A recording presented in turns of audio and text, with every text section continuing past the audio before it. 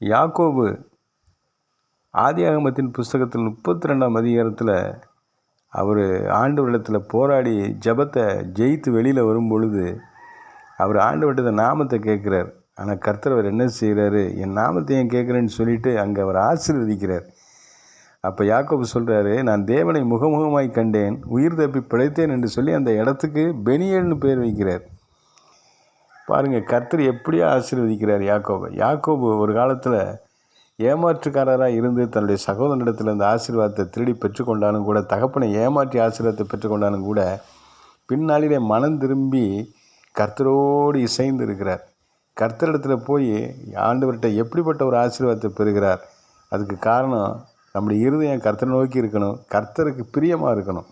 கர்த்தருக்கு பிரியமான இருதயம் உள்ளவர்களை கர்த்தரை ஆசீர்வதிச்சே ஆகணும், வேறு வழியே இல்லை. ஆகவே நம்முடைய இருதயமும் கர்த்தருக்கு பிரியமாய் மாற ஜெபம் பண்ணுவோம்.